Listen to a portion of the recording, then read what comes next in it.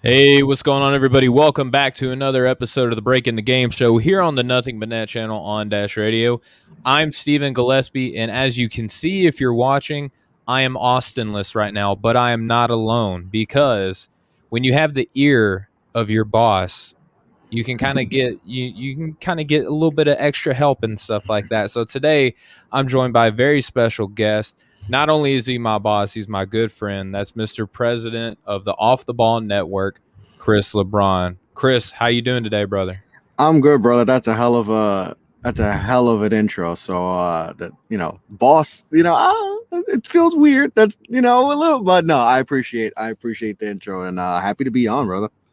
Oh man, happy to have you. And just to let everyone know now up front, Austin is not going to be joining me at all this week on our show. Granted, we were on the other day. Our good friend, Vice President of the Off the Ball Network, Mo Murphy, showed the Up in Flames podcast. Go and check that out. He was kind enough to host both of us on his show at the same time. First time that's ever happened, and it was great, like you would expect. But Chris, before we get into the show today, got to pay a little bit of the bills, brother. You know how it is. I just Yes, want to sir. remind everybody that support for Breaking the Game is brought to you by Manscaped, who is the best in men's below the waist grooming.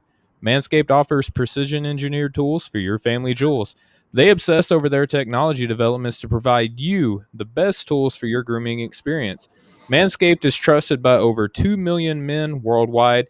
You're looking and talking to two of them right now. Chris and I are part of these 2 million men. We trust them with our family jewels. They have not let us down. And I want to let everyone know that we have an exclusive offer for our listeners today. That's 20% off plus free shipping with the code BTG, or to help my buddy Chris out here, OTBN at manscaped.com. Pick one of those. Both of those will let you know that either Chris or I sent you. We're good friends with the people over at Manscaped. They'll hook you up with a deal. Just let them know that we sent you. Chris, what do you think about Manscaped, man? It's pretty good stuff, right? Oh yeah, it's very good to get things off the ball. Hey, look at that. Yeah. They're kind of breaking the game of men's below the waist grooming, right? That they are, that they are. It really is good products though. Like it's you get a nice little kit. You get the refreshener and all that. Obviously, the lawnmower 3.0 is an amazing tool. Mm-hmm. It really is a great product, and everything they do at Manscaped is great. So make sure, use promo code OTBN. Off the ball, you could use promo code off the ball if you want to, yeah, Manscaped's great. Lawnmower 3.0 is an excellent tool, so yeah, make sure to head over to Manscaped. Absolutely. All right, man. So we got a great show lined up for y'all today, and I couldn't think of a better person to have on to discuss some of these things, right? And the person that we're going to lead off with today, I'm kind of curious, Chris, to get your take on it, so I know how I can operate as a part of the Off the Ball Network, right? I want to know kind of what's expected of me as a contributor, as an ambassador of the great Off the Ball Network. But to get things going, Paul Pierce, the truth, was fired, was let go from ESPN. Um, and this has been kind of a polarizing discussion, as you may think. Paul Pierce was seen on Instagram Live, like he kind of just put it out there himself. He wasn't caught, he was broadcasting himself. I don't know where he was, if he was in a home, if he was in a quote unquote business. Not sure where he was, but he was with some lady friends of his, and the terms of the events weren't disclosed, but you can kind of go and let your imagination do the wondering for you. Was seen with what appeared to be some sort of some sort of drug paraphernalia he was smoking, whether or not it Some was legal. lettuce, Some lettuce. Yep, some lettuce, and he was smoking. I can't do it from where I work, but he was seen smoking a marijuana cigarette and was drinking alcohol. Nothing wrong with that, but was just kind of, I don't know, what's the term that you would use, Chris, for how Paul Pierce was exhibiting himself in this video? He was definitely in YOLO mode. That's for sure. He definitely was in YOLO. It sometimes. So some people in the chat have brought up like conspiracy, like he kind of did this to like get out of it, and I don't know. I kind of believe it. Because why else would you do it? It doesn't make sense. I have no You're idea. working for Mickey Mouse Disney, like you can't do that, and like it doesn't make sense. But hey, if that's what he wanted, then that's what he wanted. But when I saw the video, I thought it was like photoshopped. I know people are really good at that, so like, especially, I mean, we see plenty of photoshops and editing where it's like, wow, that's real. I thought that was it. I was like, oh, I'm like, and then then realized it wasn't. It's really on his IG and all that. I was like, wow, couldn't believe it. It couldn't believe it. It's funny, but then it's also like, damn, all that to, he's making over $1 million, I think $1.5 million at ESPN. I mean, I'm sure he's probably well off financially. I'm sure he's good, but still, to get $1.5 million check, every year to talk about basketball, I mean, that's a good deal. But hey, maybe he just wanted out of it, out. So it's crazy, man. It's crazy.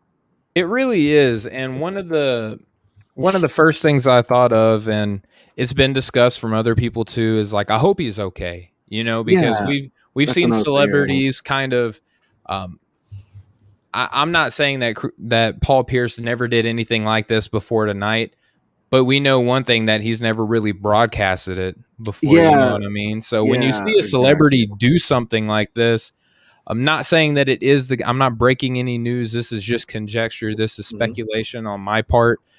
I We don't really ever see celebrities do something like this unless Maybe it's like like on rappers and like to that extent, but like professional athletes, we definitely don't see television something personalities. Like that have a job on ESPN. Like you don't see that. No. you don't see it, and you don't see anything like this unless it's like the beginning of, I don't even want to, um, I feel just weird even saying it, but you maybe like on the decline of what they're gonna be, professionally, and I Yeah, hope it's not usually the case. exactly. This is the start of like create. You see binges like drug binges and people who just go through these downward spirals in their life, and this is kind of the start. And I don't know. I hope this is not the start. I hope it was just a night that just got a little bit out of hand and a little bit too much to drink and smoking, and it messes up your equilibrium, and you just do Hmm. stuff that you probably wouldn't do on a regular basis. So I hope it's not doesn't lead to him going down a path that we don't want to see any athlete go through. But unfortunately, we've seen Correct. athletes, celebrities. We know the stories of a bunch of celebrities and athletes and even just regular people who have gone through this. So let's hope it's nothing more than just a one night he just got a little out of hand and broadcasted live on Instagram. Let's just hope it's just one incident. Yeah, and he took to social media afterwards, the next day after he had tweeted, like, just got up, and it was like at 8 o'clock in the evening or something. Like, it was Mm-hmm. really weird, but he took to social media and said, that he's got big things coming. I've heard reports that certain adult entertainment industries have like Yeah, offered him, so yes. money to like cover an NBA event on their website and stuff like that. So, I mean, he's probably not going to be short of people extending him offers. I just hope that he's Mm-hmm. okay. You know what I Yeah, mean? yeah. Let's just hope it's nothing more than just like I said, having too much fun on a night, like I said. But he's probably well off, and he probably doesn't even care. I mean, like I said, he's made a lot of money, so good. Yeah. Let's just hope he's good, though. That is very important. Make sure his mental health is straight. Yeah, there's just so much. And one thing that I just got to ask you, Chris, not that I would ever do this, it's not really my nature as a person, but let's just say, since I got you on here, if I was to do something similar to this, you think that you could cut me, bro? You don't have to disclose that. I just thought it'd be funny. I just thought it'd be funny. I would be dying. I don't even know how I would react if that were to happen with you or anyone. I don't know. I'd be like, "What, having a hell of a time?" Hey, All you right, know. we don't have to get too much more into that. I No, just figured that would be funny though. I just thought I, about it. I thought it would be funny to ask on the show. But anyway, yeah, let's just hope for the best for Paul Pierce. I hope that he's okay, and Yeah. obviously he's done enough in his life to where he should be all right if he never works another day in his life, right? But Yeah, I let's think hope he's that good financially for sure. let's hope he can still do with the stuff that he loves to do. But all right, speaking of doing things that that you love to do, DeMarcus Cousins, kind of unceremoniously was brought into the Houston Rockets earlier this season, and Yeah. they had the whole fallout with James Harden, and James moved on. DeMarcus was cut, and then we were kind of left wondering what's next for DeMarcus Cousins because really didn't get injured. Actually played somewhat decent for a guy who hasn't got a lot of burn in the NBA lately. Hmm. Um, but we just found out, the other day that DeMarcus Cousins was signed by the Los Angeles Clippers. And in his first game, he only played 7 minutes, but he had 7 points, 4 rebounds, a couple of assists. So, I mean, moving as good as you would expect a player like him in his shape and condition Hmm. and stuff like that to be moving. How much of a needle mover is this for you, Chris? Does it move the needle in terms of competition, or does it tug at your heartstrings more than anything else? I've always loved DeMarcus Cousins. Like, I know people have soured over him because, his game hasn't translated to wins and the technicals, and sometimes his outlashes and all that. But to me, it kind of resembled how I used to play basketball. Obviously, I'm not 6'11", but it You're kind of pretty played that close, though. similar. I'm sick, only a foot off. But like, just I always loved his passion and all that, and I just felt like in Sacramento they just didn't. Vlade didn't get it done. Let's just be real. We all know Vlade did not It's a get it really done. nice way to put it. And then the injury, and then he goes to New Orleans and all that, and then that's when just everything just started going downhill with injuries and all that. But it was worth it for the Clippers, to get another big, along with Zubac. It's worth it. I was worried. The Houston thing, obviously it looked well because you have James Harden and maybe John Wall, him and John Wall being back together for the first time since they were at Kentucky. I thought it would work out better, but obviously, Houston just went on full tank mode once James Harden was dealt and all that. So you kind of saw the writing on the wall for DeMarcus in Houston. I was worried because he didn't look great also in Houston. Had some moments, but it's moments, right?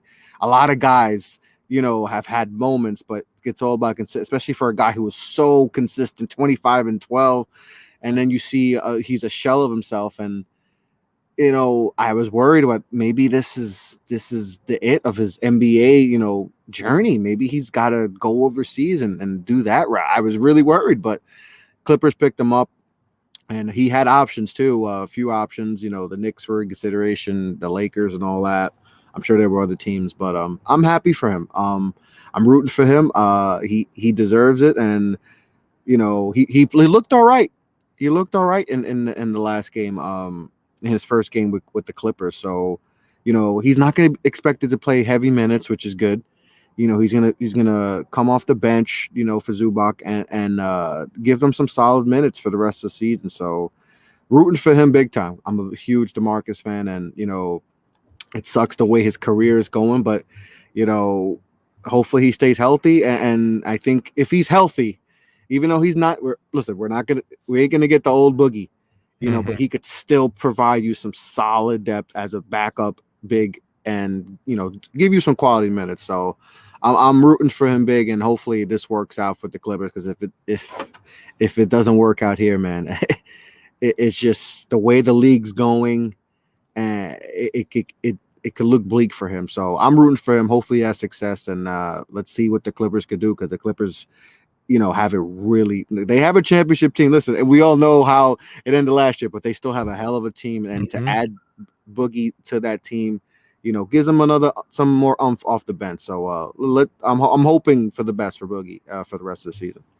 Yeah, and I mean, we're talking about a guy who was 3 or 4 from the floor that night. Like I said, in 7 minutes, if you score a point a minute, that's not too bad. And Exactly. Chris, you were talking about moments and things like that. When you have a guy like DeMarcus Cousins, the name in of itself is enough to just draw interest. And if he can give you moments, that's fine. I mean, the NBA is full of players that can give you moments. When you were talking about DeMarcus Cousins, my mind immediately went to Boban Marjanovic. Like, he doesn't get a lot of burn for the Dallas Mavericks, but in certain matchups, they put him in.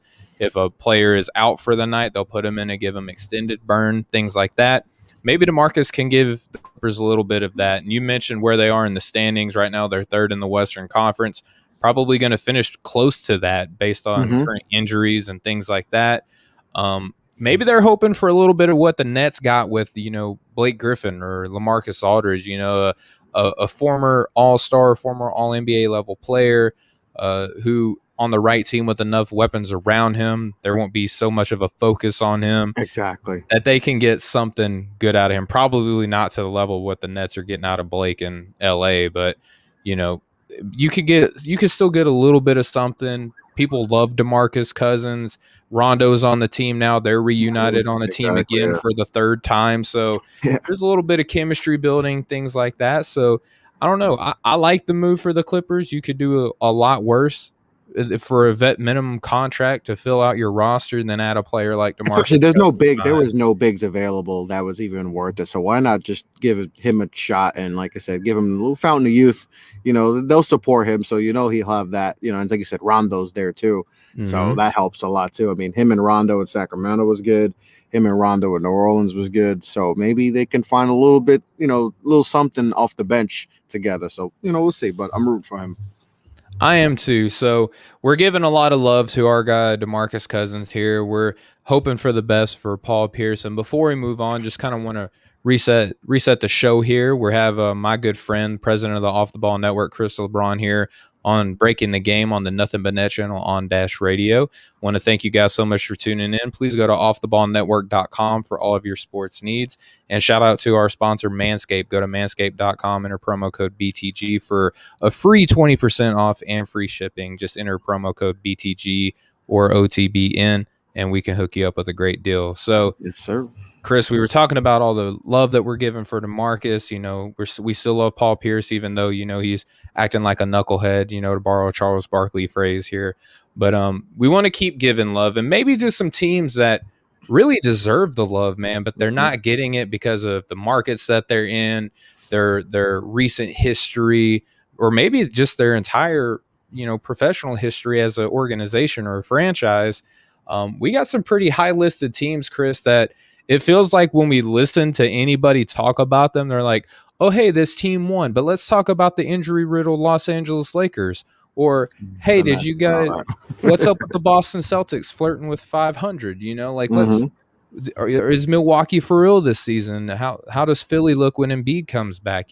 Brooklyn has, the best talent that we've ever seen in the NBA assembled together on one team now.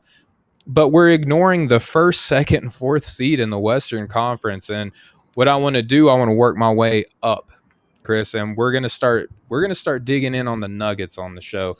They're fourth in the Western Conference right now. They're 33-18, 5 games back of first place. They're 8-2 in their last 10, won 7 straight. They recently added Aaron Gordon at the trade deadline. They had to give up a guy I think that we both like in RJ Hampton to do so. But since they've done that, they've had the best starting 5 in the NBA with a net rating of plus 25. They look like they got some wiggle, some bounce, some oomph in their game, and no one is really talking about the Denver Nuggets. So the objective of the rest of this show, Chris, is for us to finally give these teams their just dessert. Let's give our due diligence to these teams and adequately cover them to the respect that they deserve. So, Chris, the Denver Nuggets, what makes them so special this season, man? I mean, obviously it starts with the big man, right? It starts with Jokic, and he's been phenomenal all season. I mean, phenomenal's that's an understatement, actually. He's been, it's historical what he's doing, and it's special what he's doing. We haven't seen, like, people always say, well, he has some Vlade. I'm like, no, he's Vlade times a billion. Like, he does so much more than just passing. It's just what he can do at the high post and all that, and just initiate. How many 7-footers can initiate the offense? We just haven't seen a player like him. He's very unique. He's been good all year, but obviously they went through their struggles in the beginning of the season, right? They were, flirting around the 8 seed, but the Aaron Gordon trade, was huge for them. And I think they kind of realized when they lost Grant this offseason, that was going to be bigger than what they. And even for me, I thought it was going to be a loss, but I don't think we saw Jeremy Grant being a borderline all-star this year because they they kept Paul Millsap, so we thought like, okay, Yeah. this might be enough for them to be all right, you know? Exactly, and you're expecting Michael Porter to take a leap, and like you said, they drafted R.J. Hampton, and they did some good things. And you expected Jamal Murray to take that. You saw him in the bubble. He's an all-star, right? That's a Mhm. that's a starting player in the all-star game, like what we saw in the bubble, and he didn't look like that beginning of the season, right? So they Mhm. went through their struggles and all that, defensively and all that. Not having Jeremy Grant was a bigger loss than they expected, so they realized, okay, we can't get Jeremy Grant back, right? That's not going to happen. So we have to get someone who has the size that could be able to handle some of these wings. Mhm. And Aaron Gordon just happened to ask for a trade, right? Yep. And they're like, okay. And they pulled it off. Yes, they lost RJ Hampton, and that's huge, right? We're big on RJ Hampton, and he's going to do good things in Orlando, right? He's going to 100%. flourish. I think I think he's going to do very good things. But they're in win now mode. So yes, it hurts to lose an RJ Hampton, but then Aaron Gordon, has been very good for them. His ability to defend. He's 6'9", 240 pounds. They just needed a big body like that, and that I think that's really been the difference. And what they're 8-2 of their last 10 games.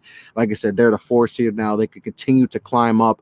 They're a very dangerous team. They are Michael Porter's played great too of late too. Oh yeah. Jamal Murray's getting back to being consistent because especially early on, it was just way too much inconsistency, right? He had a 50-point game this year, I believe, Yep. and then he'll drop. I think the next game he didn't have. So, him being more consistent up, and obviously Jokic just playing out of his damn mind. Like it's just so much fun watching him play, and like he's climbing because obviously he's playing great all year, but early on people were like, well, he can't put him in the MVP conversation as far as like 1-2 because he's 8th. Yep. He's in the 8th seed. It's going to be hard to give someone that now. But now the MVP race just got even more interesting. Mhm. Where it's Embiid and him. I mean, that it's going to go down to maybe the last week of games. So for Denver, man, they just playing absolutely tremendous basketball of late, and it's been fun to watch because, like I said, Jokic is so much fun to watch, and like I said, the addition of Aaron Gordon has really taken this team to another level, especially defensively. So Denver is going to be a scary team again to watch because they got a lot of good pieces and everything they got everything what it takes to get to that final because the West, especially with the Lakers, very banged up. Like Yep. you lose LeBron James, you lose AD, you are as banged up can be, and still trying to figure out if Phoenix is for real, Utah. The West could be, wouldn't be Clippers are surprised there. if the Clippers are there, and we don't know how they'll gel in the playoffs and all that, and Dallas is up and down this year. Mhm. The West could be done.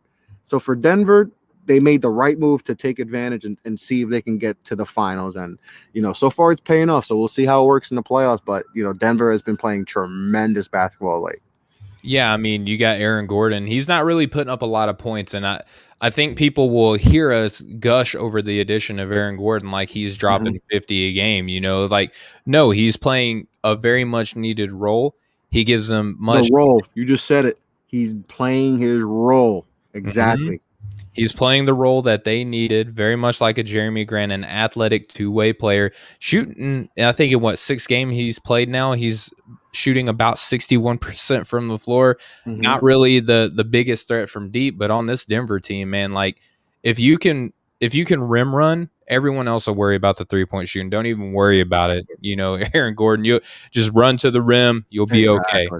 And you talked about Nikola Jokic. I mean, he's averaging almost a triple-double. He's just a hair under 9 assists a game, but he's averaging a double-double in points and rebounds. I mean, you talked about the MVP discussion. It literally may come down to the last man standing. We use that expression really all is, the yeah. time, but how appropriate would it be for this season? Whoever is the last man standing will be MVP because, LeBron James has gone down. Embiid has gone down. Harden is now out again for 10 days. 10 days, yeah.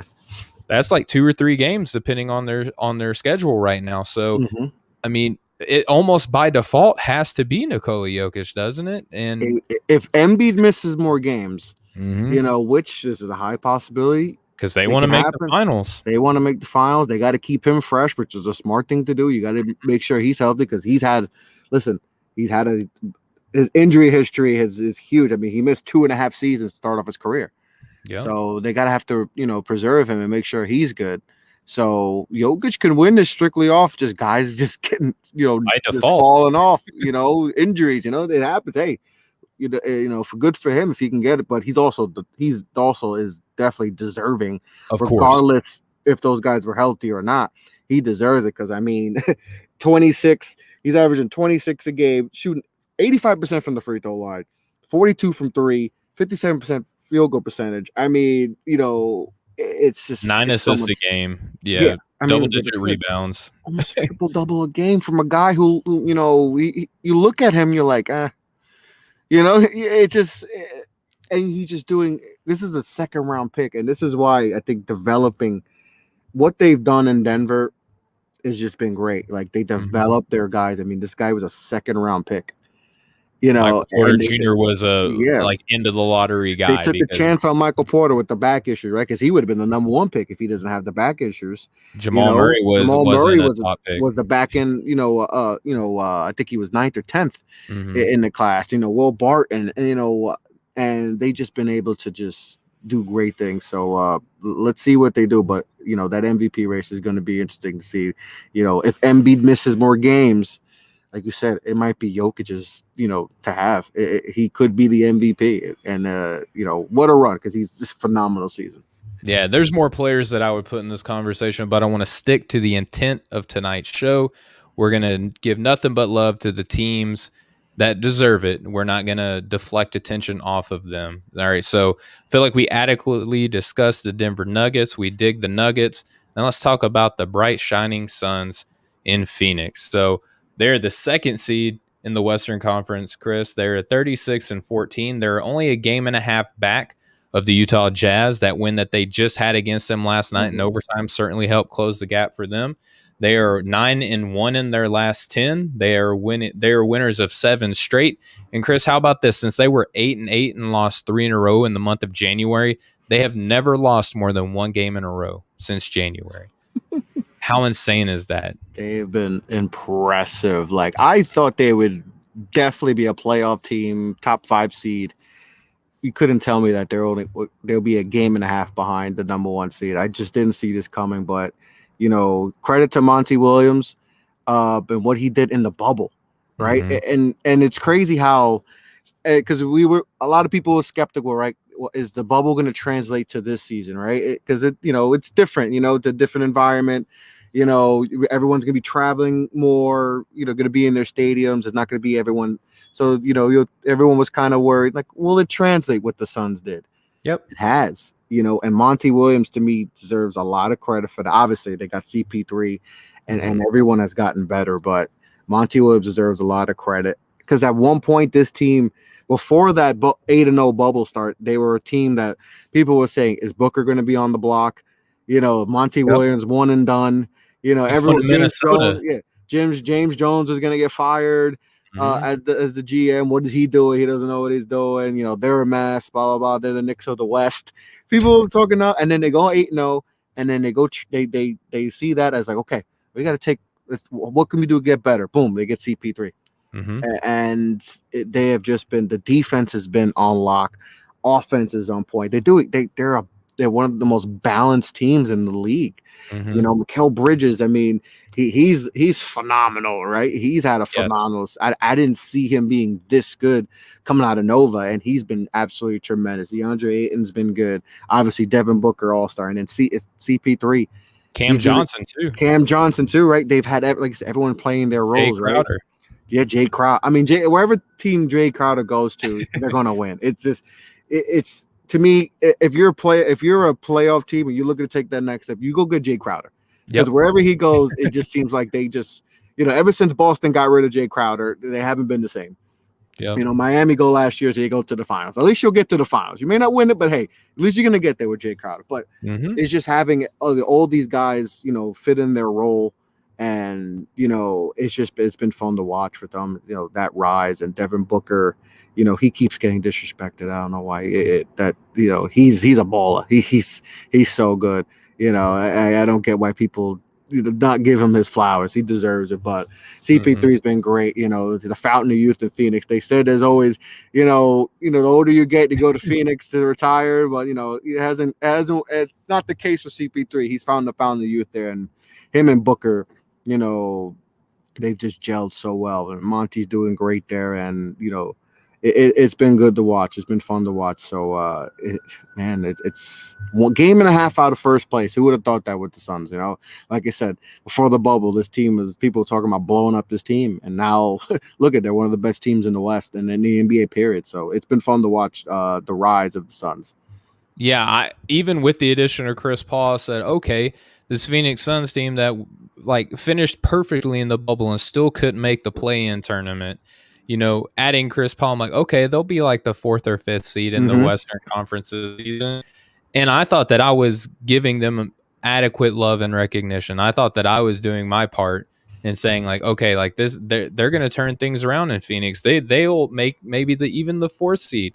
No, here they are. They are likely going to finish 2nd in the Western Conference. I mean, it's going to be at worst 3rd in the Western Conference, and even still, that's much higher than I expected coming into the season. And Chris Paul, we talk about him and the impact he's had on this team. He's one of these kind of paradoxes that you look at on the floor, and then you look at analytically. The advanced stats love Chris Paul, but Chris, what if I told you that their best player is averaging 16 points a game, and they're the 2nd best team in the Western Conference? Something about the number 16 and best player and 2nd in the West doesn't compute in my head, but what do I know? But he's averaging almost 5 rebounds a game, 9 assists a game, shooting 49, 37 and 93 from the floor. I mean, he's a cheat code, man, and he's just and this is one thing that ring culture will always drive me nuts with this aspect. Because if he does not, and I hope he does, but if he does not finish his career with 1 ring, history is not going to remember him adequately. It's just not, because what do we constantly focus on is that ring. Chris Paul is a winner, dude. He has brought teams that have no business being good, and he has made them good ever since that OKC team last year. That's a perfect example. New Orleans Hornets, when he was there, even they had no business being as good as they were. The Clippers with the injuries and everything else. The Houston Rockets in his short time there, even though the style of play on that team didn't fit him, he still made it work because he is the consummate floor general. Is he the nicest guy on the court? No. Is he going to try to get on your skin and be a prick on the basketball court? Absolutely. But if you're on his team, you love him. If you're his coach, you love him. He makes your life simpler. He doesn't make it easier because you have expectations that you have to meet, but he makes your job simpler. And that's what I love so much about Chris Paul. And you mentioned it too with Devin Booker. People are not going to give this guy his praise. And it's almost like adding Chris Paul is a double-edged sword, because if you add Chris Paul, you're going to win more. So there goes the whole, oh, well, Devin Booker, his output doesn't equal wins. Well, now it's equaling wins. But now because Chris Paul's on the team, how much of it is because of Devin Booker? You know what I mean? It's he can't win for losing on here for most people. I know people like us, though, Chris, we recognize the skill, the talent. To me, he's one of those kind of, I'm not going to say he's going to be Chris Paul by the time both of their careers are done, but he's a winning player. It's just, when's the last time he's had legit NBA talent on his roster, man? Yeah, it hasn't. And just look at his last 4 games. He's had 35, 36, 32, and 45. And if you want to go back even farther than that, 21 and then a 35-point game. I mean, I'm just tired of people disrespect. And when we'll get into that the list and all that, they had him, they had stupidly him so low. It just didn't make sense. But he's a big reason. We all know he has the talent. But you need other talent to help elevate you, and Chris Paul has helped elevate. And Chris Paul has elevated. I mean, he made Cameron Payne back to being an NBA player. Cameron Payne at one point was just known for all the handshakes at OKC, And listen, when he went to Chicago, he looked like a little. But there was a period where Cameron Payne did not look, for me, did not look like an NBA player. He looked like a No. guy that should be going overseas or should be in the G League. And he's been solid for them. So he gives them solid minutes, right? I think he's averaging like 90 points a game, shooting around 45%. He's giving them solid minutes. Just CP3's been able to elevate everyone's game, and it's been fun to watch. But no, let's not be frank. Like, Devin Booker is still averaging 27 a game. He is the engine. Like, it goes how he is, but it helps to having a CP3 or 4 general like that, you know, where, you know, he could set you up, put you in spot. I mean, I remember watching, I forgot what game I was watching, but Chris Paul just, he just telegraphed every spot where Booker was going, and it was just beautiful to see. Like, it just makes the game easier for Devin Booker, where, yes, you know, he probably can average what Beal's doing, 33, 34 points a game. I mean, he had a 70-point game, but they lost. Yeah. You know, how many games of those that can you take where you know, we see with Brad, he's having 50-point games and they're losing. There's nothing more frustrating than doing that and losing.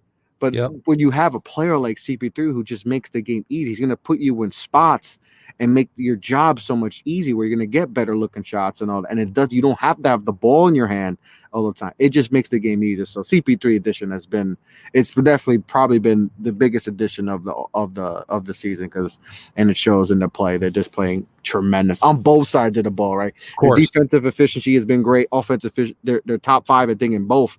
It's just been so much fun to watch. And how you know, poetic would it be if Chris Paul does retire as a member of the Phoenix Suns, and he's playing with the coach that coached him when he was a rookie, now in a different location. I just think that's a neat. I root for Monty too, man. He deserves all this. He's been through a lot, and to see him get another job, first of all, and absolutely killing it right now. It's fun. It's good to see Monty, you know, on top, because I've always think he was a great coach, and glad he got another opportunity, and is doing a hell of a job. He got this team playing tremendous basketball. Yeah, hands down. And, you know, the Suns have definitely made questionable coaching decisions in recent history. Listen, they were the Knicks of the West. The new coach every year turned the roster, you know, had talent, but they just underachieved. But, you know, they're turning it around big time. You know, so good for Phoenix. I mean, to me, Monty Williams hire is a no-brainer if you're a team that has no direction. You know, like it's a no-brainer. You run through a roll for him. Like, even in the bubble when they showed some of like the back, off the court stuff, and you just see the guys, like, they're in tune, and like that, and you would see, you know, how he would talk to and like, oh no, I'm gonna run through a wall for this. This man's been through a lot, and just everything he says, you know, resonates with that team, and he fits the culture. He's changed the culture, right? And so we talk about with teams that have struggled, like the Knicks and Phoenix, and what we hope Minnesota can do. They have to change the culture, and sometimes all it needs is that voice, you know, that to lead these guys. And you know, Monty's been, like I said, I'll run through a wall for that man. He's tremendous. Yeah, his speech whenever he found out that this team, even though that they went undefeated into the bubble, that they weren't going to go, you know, how he addressed his team. I mean, these are grown men. Like, they're millionaire players that if you hear, like, any other team in a losing situation, people are making fun of a moment like this, saying, oh, look at this coach, like trying to give them a Coach Carter moment. And they're making more money than him or whatever. Yeah, exactly. But no, Monty Williams, like, he bends the ear of those around him, and he's a genuine guy. He's a player coach too. I mean, he's a former NBA player on top of that. But that even gives him more respect when you're a former player, you know. Hands down. So, all right, speaking of more respect, man, we're going to close it out as far as, you know, our focus in on, you know, teams that aren't getting their due credit and recognition. We're going to finish it with all that jazz, man. So the Utah Jazz, they are number 1. We just talked about how they were a game and a half ahead of the Phoenix Suns, even though they just lost to them last night in overtime. They're 38-13. They've won they went 8-2 in their last 10 games, and they're on a 2-game losing streak. So before that 2-game losing streak, they were 8-0. And we've seen this with Utah earlier in the season, where finally, after the All-Star break, they lost a couple games, and people were like, here come the real Utah Jazz. Nope, they they kept chugging along. So Yeah. I wouldn't look at this 2-game losing streak and think, here come the real Jazz. Will the real Utah Jazz please stand up? Not Mhm. gonna happen. They've been standing up all season long, bro. So Chris, what do you think about how the Jazz have been doing so far this season? And just real quick before I give it to you, you know that I like to say that Utah has been the most cohesive team in the NBA since last season. They've literally added maybe a marginal piece. I think the one piece they added in the offseason that really made a big change was Derek Favors, who used to actually play for Utah. So even the addition wasn't really Mhm. a big chemistry changer. So what do you think about Utah and how they've played so far this season? It's a total team effort. Like I think they have 6 or 7 guys averaging like 11 plus, points per game. Mhm. So just everyone's just in sync. And what Quinn Snyder's done with this, another underrated coach that just doesn't get his due. Like, this guy has been a tremendous coach. But like they just play team ball. And I know people bring up like those Hawk teams from a few years back. The And Raptors from a few years yeah, back, yeah. and yeah, I get it, because I think what people are trying to say is they don't like, those are teams that, yeah, they were number one seeds and all that, but team you never really believe that they were actually going to win it. And I know people say that about this Utah team, but especially like we just talked about before, how the West is kind of wide open, right? Mhm. Especially with Braun and AD out, it's kind of wide open. So especially right now, like they have everything you want. They could shoot the three well, right? Very good at shooting.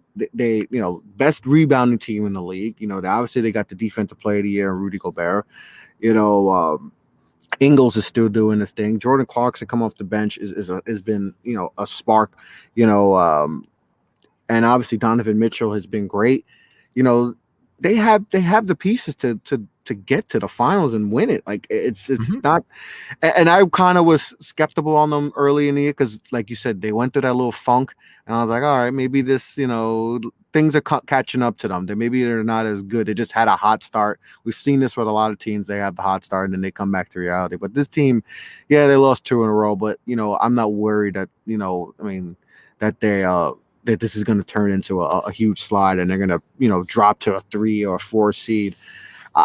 This team is very cool, and like I said, we mentioned before, like the chemistry and all that. But this is a team that they dealt with the COVID stuff. Mhm. When the world went wild crazy and then stopped, right? Rudy Gobert was Mhm. doing his whole touching everything, and then boom, he gets COVID and all that. People were like, there's no way Donovan Mitchell and Rudy Blow it up. Gobert could blow it up, right? Blow it up.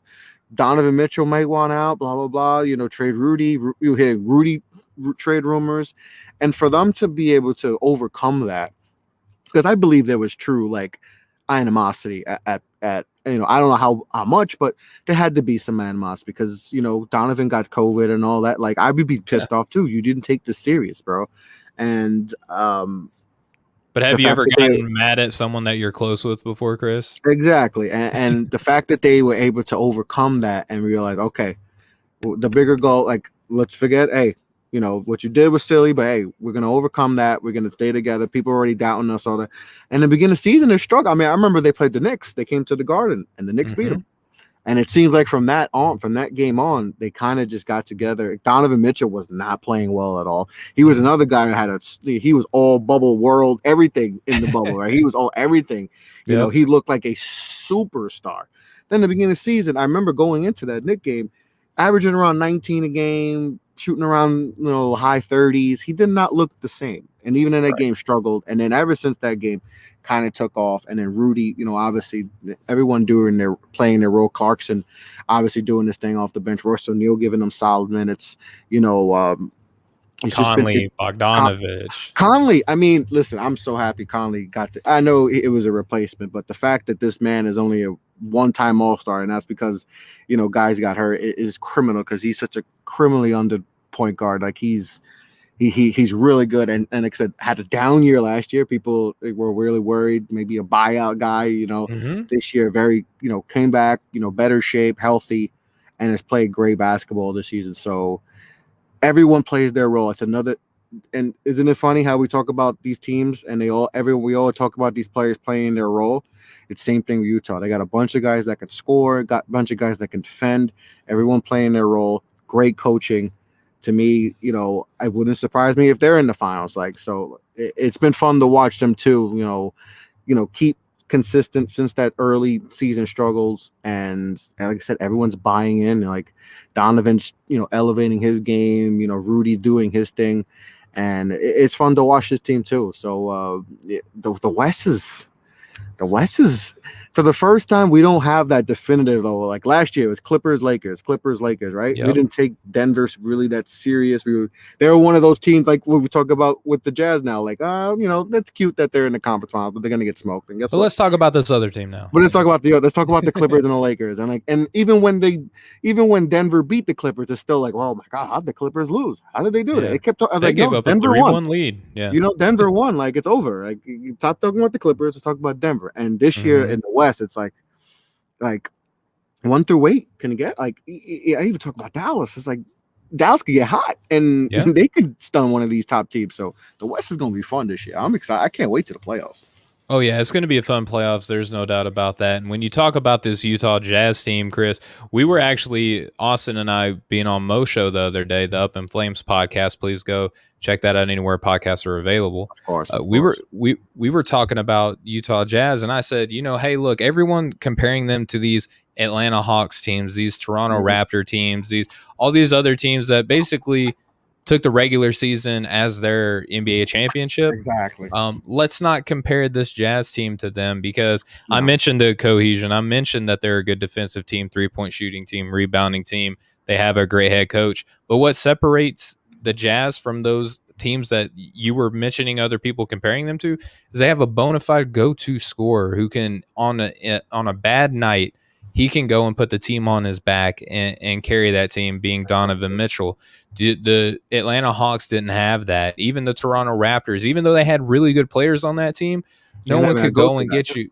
They didn't have a go-to scorer, and that's what Donovan Mitchell is. And so when people are quick to compare these Jazz teams, teams that I would like to compare them to are like, say, the Detroit Pistons when they were winning championships, or maybe the Dallas Mavericks when they were winning championships. The Jazz teams that went to the finals and the Jazz team that went to the finals. They got your two guys. You got your big. I mean, not that Gobert is Carmelo, but I'm just saying, as far as the similarities, as far as having your two guys and then having a bunch of good role players, I think they're very similar to those Utah Eagles teams. Is your Matt Harpering or whatever. You can go a number of different ways on here. Clarkson could be your Hornacek. Like it's kind of similar as far as that, Yeah, and so that's what I look at when I see this Utah Jazz team, because of there's so many stark differences compared to them and these other teams. But I think that's spot on analysis on your end on how the Jazz, they kind of came in a little underwhelming. And we talked about that a little bit with Jamal Murray and how he started the season. Maybe he was one of our more disappointing players early on, but they stuck with it. I think the coaching definitely helps. Quinn Snyder, he looks like he's like, if you were to close your eyes and think of an NBA head coach, to me, that's what Quinn Snyder looks like. He always looks like he's tired. He always looks like he's in the film room, just like living off of coffee and whatever else he could eat, like he rolled into the game right after studying film and is just yelling at everybody. Yeah, his journey too has been fun. I believe he coached at Missouri in college, and that didn't work out. Then he bounced around as an assistant coach, and replacing Jerry Sloan is not an easy thing to do. So he's been great. It's been great to see this team and his rise. He's a former Blue Devil too, so I root for him heavy. I mean, no bias, right? But no bias at all. There you go. All right, well, Chris. So what I want to do, if you will allow it, is we got one more topic that is kind of bonus content that we're going to cover here towards the end of the show on the Nothing But Net channel on Dash Radio. But I really want to give it a just due. I want to have a good conversation with you about it. We're going to be talking about the 25 players under the age of 25 that the other 4-letter network put out not too long ago, and I want to kind of get your initial thoughts on that. But obviously, for those listening to us on the Nothing But Net channel on Dash Radio, to get the full, details, our takes, our insight and analysis on this, you're going to have to go and download our podcast anywhere podcasts are available. But Chris, talking about this 25 players under the age of 25, I just want to get your initial thought on how you took that list and kind of what you liked, what you couldn't stand. I mean, we're both real big NBA heads. I mean, that's why Nothing But Net has us on here. It hurt my basketball heart, dude, to see this list. Yeah, I don't even know what to say. Like, ESPN, sometimes I feel like they just do this on purpose, just to get people like us. They have to in this type of mood, because there were just so many things wrong with this. It just bothered me. It hurts my eyes. I already have bad eyes, so I don't just want to continue to look at that and hurt my eyes even more, because it really did hurt my eyes. I even, at work today, a friend of mine, my other coworker, he was like, "You saw that crap they put out?"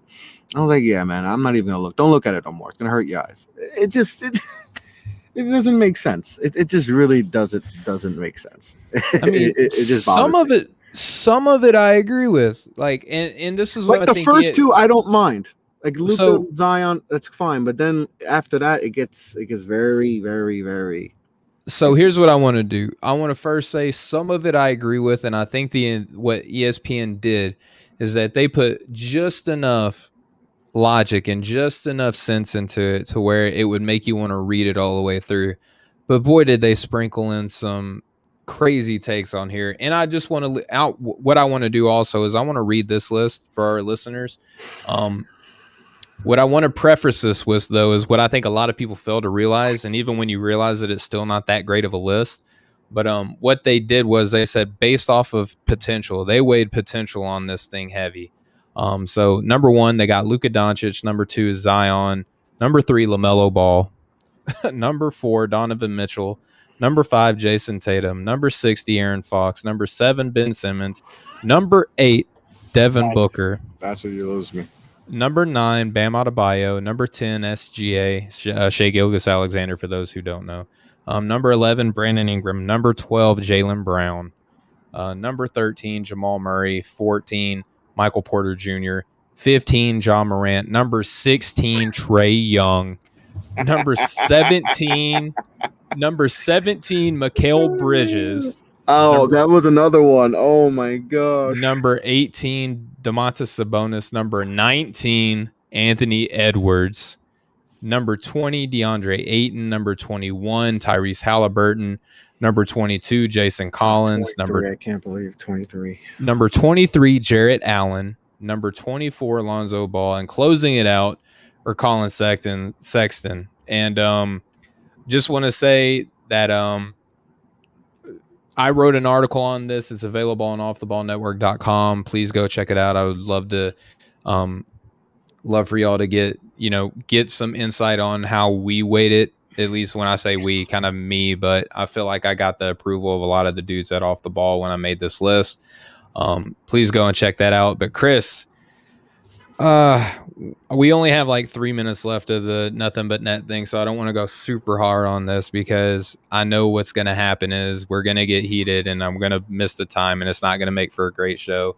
So what I want to do is I want to close out tonight's show. And I just want to thank you so much for coming on tonight. And for anyone who wants to hear our insight and thoughts and analysis on this top 25 list, I'm going to give you a little bit of insight of the list that I made, and Chris and I can talk about that too. But please go download Breaking the Game anywhere you get your podcast. But Chris, I'm sorry I got you in a bad mood before we close out tonight. I just want to thank you so much, man, for stepping in. Shout out to my guy Austin, who couldn't be on the show tonight. But before we close out, Chris, just big shout out, much love to you, brother, for coming on. Why don't you let the people know where they can find you and maybe some of the things that you have going on behind the scenes that they're not privy to right now? Yes. Yeah. Oh, thanks for having me on. Appreciate it. Always fun to chop it up with you, and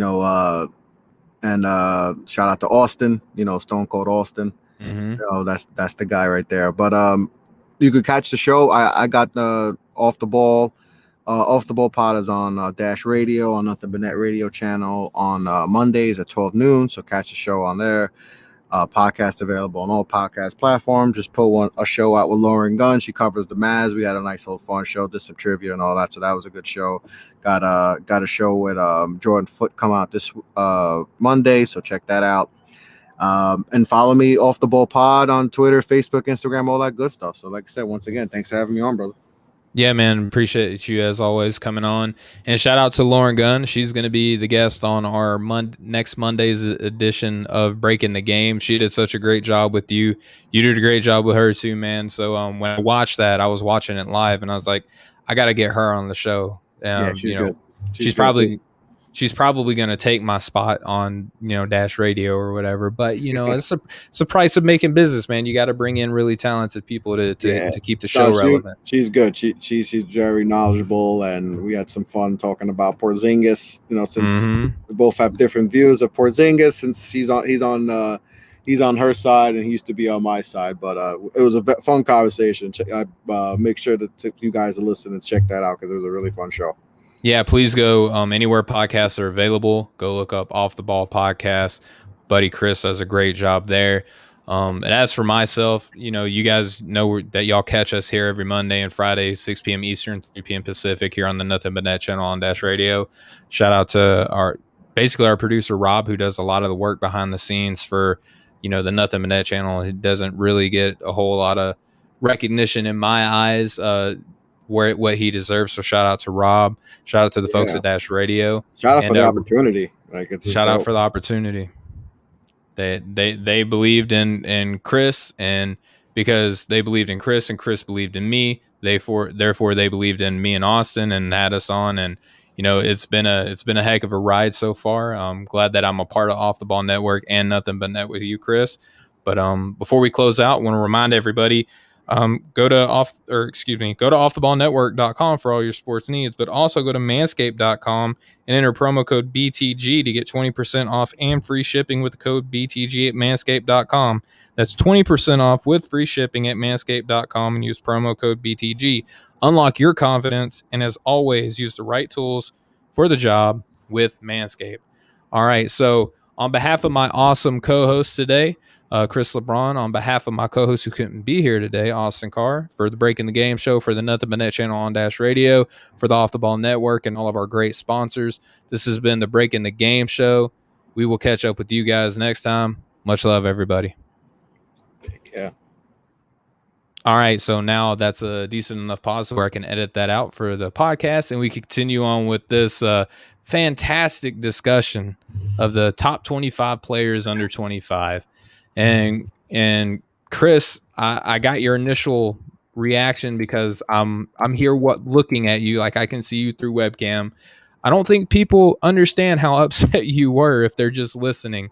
What about ESPN's list really just kind of rubbed you the wrong? I mean, I feel like I have an idea because I love the NBA too, but I'm really much looking forward to getting your input as to your thoughts about ESPN's list. Oh man. Okay. Number one is fine, right? Mm-hmm. I think I don't have a problem with that, obviously, because that's Luka, and Luka's even projecting him out. It's still like there could be a few MVPs in that. Zion at 2, I don't have issue with, but if someone had, Devin Booker or someone else ahead of him, I wouldn't have an issue with that. Mm-hmm. LaMelo at 3 is where it starts. Now again, ESPN made this list based off of projection. So you don't think that LaMelo Ball projects to be top 3 amongst his peers right now? I get it's projections, right? Mm-hmm. And I get we're trying to project, 5 years down the line. But just because he's had this nice start to his career, it's just not enough for me to feel comfortable putting him at 3. Mm-hmm. Like, I just think it's just because he's new, he's fresh, he's a fresh face, and the media tends to do this a lot with new guys, right? Mm-hmm. We've done this. They do this so many times where they see the new guy, and they just want to gravitate to that, and all this praise, and it's just like I can't put him at 3 because I looked back at Tyreek Evans was 25-5 his rookie year. I mean, if according to them, he would be number 3 or 2, 1. And Yep, then that's a good we've seen point. how his career has panned out. Let's wait. At least with other like Donovan Mitchell and Jason Tatum and some of these other guys, Devin Booker, we know what they can do. These guys are established, Yep. right? Devin Booker is a 26 per game player, all-star.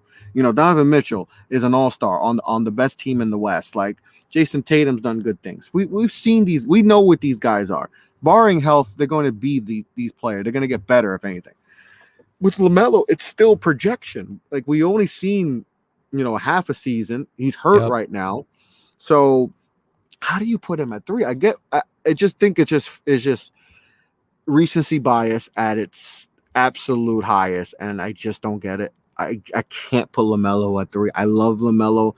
I think he could be really good, but that's just thinking. We just haven't seen enough to really put him at 3. It just, to me, it's just way too high.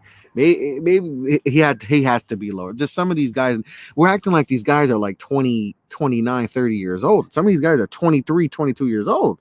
I really hate this list based on that fact. And I put in my article, I'm like, so we just assume at age 25, they're done getting better. Like, you don't enter your prime in the NBA until 27. I mean, Julius Randle is 26. He just elevated his game. Like, guys can get better. And like Jimmy Butler, like, come on. Like, you would think some of these guys were way past their prime. Most of these guys are in their prime. 22, 23, 24 years old. So I just, even 5 years down the line, they're going to be 28, 29 and still in their prime. I just don't get it. I simply don't get it. I just don't. So let me, I just want to point out a guy or a couple of guys that I have a problem with where their position as far as too low. I'm not going to get into the too high. Devin Booker at 8 kills me. That's the worst one. Devin Booker at 8 kills me. Jaylen Brown at 12 kills me. Yeah. Let's see. Trae Young at 16 kills me. That hurts. I don't know how you have him. I feel like he's one of the most disrespected players in the league, and for no reason. For no real reason. Like, I know his style may not be, is a style that people like and people think he flops and all that, but like, this dude he's the only one on this list, Chris, that doesn't play defense. Did you know that? Yeah, exactly. Like, oh yeah, Michael Porter. Yeah, he plays like Michael Porter. Like, see, you get him. Like, Michael Porter plays no defense. He has an injury history, and yeah, he's 14. And Trae Young's in his 3rd year in the league, averaging whatever he's at. He was an all-star last year. This guy's in like. Sometimes, Steven, with Trae Young, people, I wonder how people would have reacted if Steph Curry, if Twitter and social media was as it was what it was in 2009, 10, 11 when Steph Curry was on the come up and he was going through his struggles with injuries. Mm-hmm. I wonder how they would treat Steph Curry the way they treat Steph, because Trae Young he's been a good player. I mean, he's been more than a good player. Like, he's a borderline superstar. He's in his 3rd season? In his 3rd year in the league, guys. 3rd year. And look what he's doing. Steph wasn't doing this in year 3. I know the league's different. Yes, I know it's a different type of bat, but still, Steph wasn't doing this in year 3. I'm not saying this is his first season. He's had like a complete NBA roster. Chris, right? They were supposed to put Chris Dunn next to him, right, to be that defensive stopper. Chris Dunn's missed pretty much the whole damn year, right? DeAndre Hunter's been out. Cam Reddish is super up and down, right? John Collins has been up and down, right? They just fired their coach. Bogdanovich has been in and out. Bogdanovich has been in and out. Gallo's been in and out. They got rid of Rajon Rondo. Like, guys. Let's like, and look at they're playing a lot better of late, but like, come on, like, they're the 4th seed in the East right now. He's one of the most disrespected players in the league, and like, it's crazy how much disrespect he gets.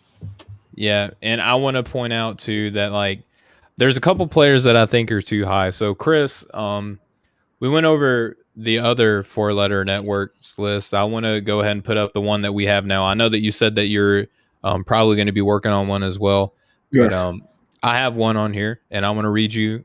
Yes, read it, because I didn't get to read it. No, so it's all right. I'm looking forward to diving into it. And I'm just going to give you the names. I have little excerpts underneath them all explaining as to why. And if you get to one that you're kind of like, hey, I don't understand why you have this dude here, I'll read my excerpt and see how that sticks with you. So, number 1, Luka. Yeah, that's number my number. Yeah, that's number not, 2, Jason Tatum. I have Jason Tatum number 2. Number 3, Zion Williamson. Okay. Number 4, Jaylen Brown. Okay. Number 5, Devin Booker. Number 6, Donovan Mitchell. Number 7, Trae Young. Number 8, Bam Adebayo. Number 9, Brandon Ingram. Number 10, Shai Gilgeous-Alexander. Number 11, Ben Simmons. Number 12, De'Aaron Fox. Number 13, Ja Morant. Number 14, Jamal Murray. Number 15, Michael Porter Jr. Number 16, LaMelo Ball. Number 17, Domantas Sabonis. Number 8, OG Anunoby, who wasn't on ESPN's list at all. Number 19, Tyrese Halliburton. Number 20, John Collins. Number 21, DeAndre Hunter, who wasn't on ESPN's list at all. Number 22, DeAndre Ayton. Number 23, Lonzo Ball. Number 24, your boy, RJ Barrett. And number 25, James Wiseman. Yeah, it's way better list than whatever ESPN did. Way better. Way better. Yeah, I like your list a lot better. Like, and one of the excerpts that I put in here, right? And just to be upfront, like in my list, I'm not going to pretend like this is the only order that you can have players in, right? Like to quote my own list, I said, and this is when I had De'Aaron Fox 12. Just kind of my excerpt from here. It says, rounding out the top half of our 25 under 25 is De'Aaron Fox. There's a grouping of about 6 or 7 players that could realistically be anywhere from 12th to 17th on the list. And then I go in the reason as to why I have De'Aaron Fox here. So if you want to say De'Aaron Fox, John Morant, Jamal Murray, Michael Porter Jr., LaMelo Ball, and Domantas Sabonis could be rearranged in any particular order, I'm totally fine with that. And I made that very well known on here. And then I did, the only criticism was from our guy Rob, who I just gave a whole bunch of love to here on the show. Yeah, I saw that tweet. Yeah, he's upset that I put James Wiseman over Anthony Edwards, and granted, he is a Minnesota Timberwolves fan. I don't hold that against him. But here's what I put in my excerpt for Wiseman. It says, all right, this choice is heavily based on potential and analytical data. But with this being the last pick and there being a legit case for James Wiseman to be here, why not? And then I get into my explanation as to why I have him here. I mean, as with any list, when you get to the end, there's going to be... I'm not very sure with that. There's especially with rookies. Like, it's just hard to project rookies right now because we just don't know. Yeah, and I had James Wiseman higher on my big board than Anthony Edwards. So, I mean...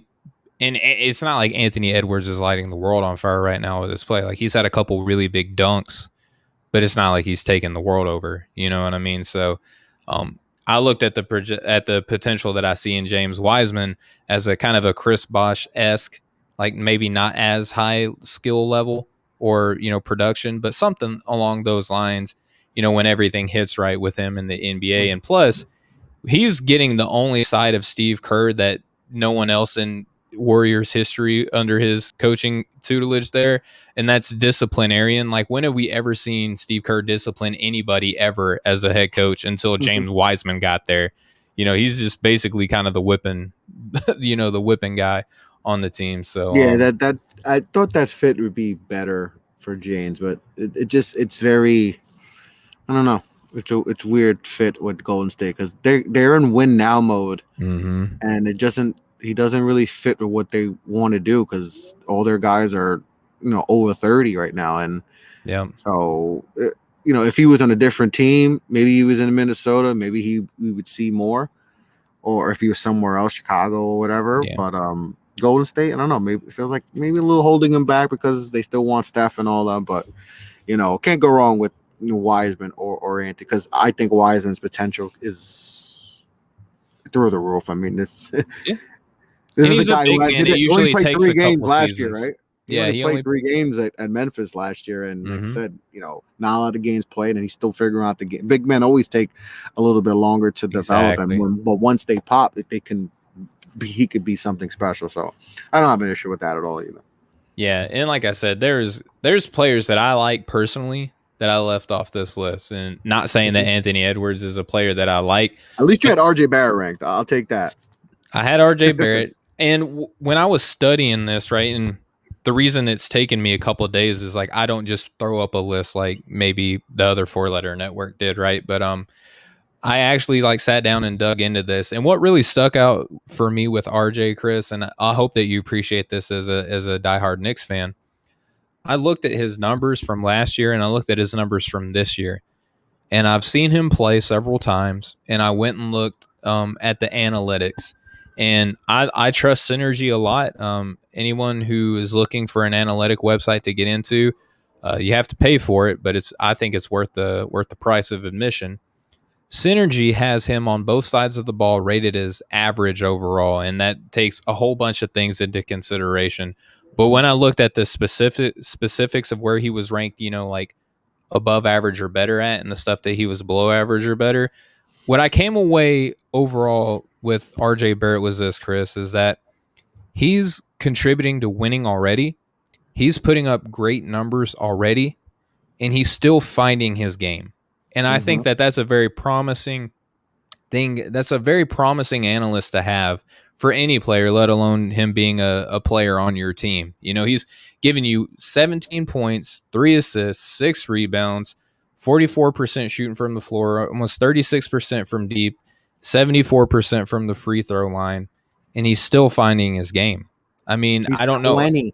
He's 20. He's 20. He doesn't turn 21 for another 2 months. And I mentioned that in my article too. I was like, not even old enough to drink alcohol. I almost was going to put legally, but I didn't want to throw in any implications or anything like that. Because I don't have, I don't hang out with RJ Barrett. I don't know if he's drinking or not, regardless. But I did make that comment. But yeah, I mean, if you have a guy who's contributing to winning, he's quote unquote average per synergy.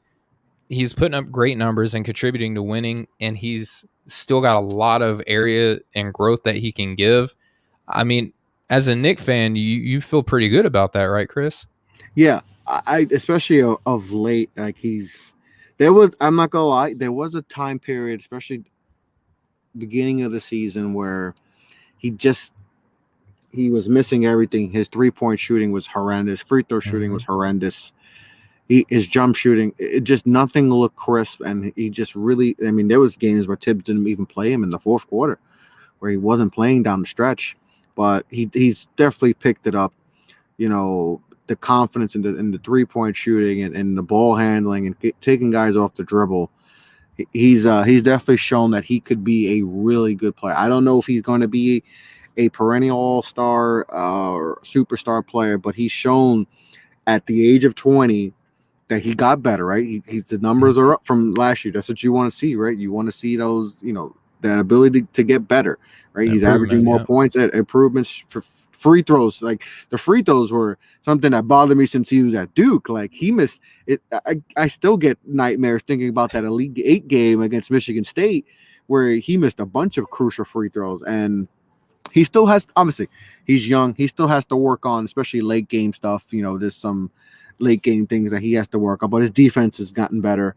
Like I said, his passing is better than you think. I know he only averages 3, but he probably should be around 5 or 6 if his guys can just hit shots. But his progression has gone up. I maybe have him a little bit higher, but that may be because I'm a little biased and I've seen him play. But at least you have him ranked. So because most people won't have him ranked because for some reason they just don't think RJ Barrett can get better, which is weird. I'm like, he's 20, he can get better, guys. Like, but RJ definitely belongs in anyone's top 25 under 25. He definitely belongs in everyone's list because he's projecting him down. I mean, he's already at 17 and a half at 20.